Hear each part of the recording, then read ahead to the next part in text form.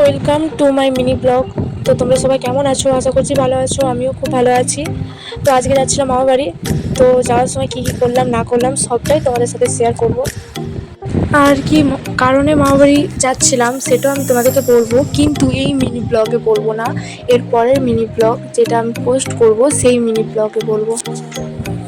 তারপর তোমরা সবাই দেখতেই পাচ্ছ, কথা বলতে বলতে বাস স্ট্যান্ডে চলে এসেছি। তো আসার পর অনেকক্ষণই ওয়েট করতে হয়েছিল। আমরা ভেবেছিলাম আমরা যেই টাইমে আসি সেই টাইমে বাস ছিল না, তো তাই জন্য অনেকক্ষণ ওয়েট করতে হয়েছিল। আর তোমরা এখানে দেখতে পাচ্ছ, এখানে আমি, দিদি, মা, বাবা সবাই দাঁড়িয়েছিল। বাবা মামা বাড়ি আসেনি, বাবা হচ্ছে আমাদেরকে বাসে তুলতে এসেছিলো। তো তারপর অনেকক্ষণ ওয়েট করার পরে বাসে উঠলাম।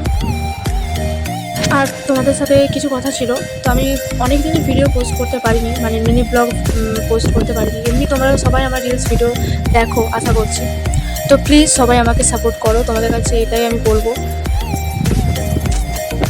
আর তোমরা যদি অন্য কিছু মানে অন্য রকম যদি ভিডিও দেখতে চাও সেটাও আমাকে তোমরা কমেন্ট করে প্লিজ বলবে, তাহলে আমি চেষ্টা করবো তোমাদের মনের মতো করে ভিডিও বানানোর।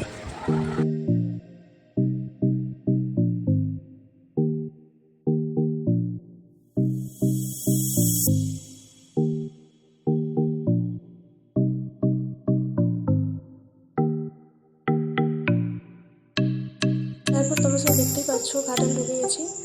আসলে আমাদের বাড়ি থেকে ঘাটালটা 10-15 মিনিট, মানে ঘাটাল থেকে আমার বাড়ি 10-15 মিনিট লাগে বাসে। তো তারপর সেখানে কিছুক্ষণ দাঁড়িয়েছিল বাসটা। তারপর দেখো তোমাদের সাথে কথা বলতে বলতে ঘাটাল বাস স্ট্যান্ড চলে এলাম। তো আমাদের বাড়ি ঘাটাল থেকে ওই 10-15 মিনিট লাগে যেতে।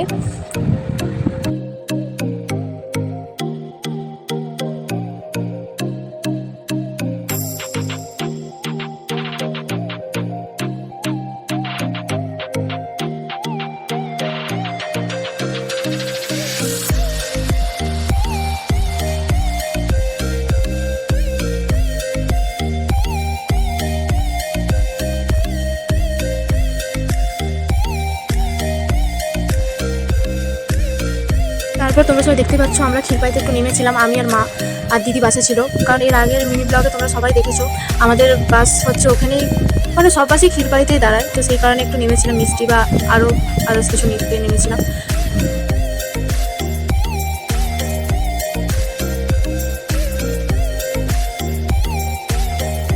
তারপর আমাদের মিষ্টি যা যা কেনার ছিল সব নেওয়া হয়ে গেছে, এরপর বাসে উঠছি।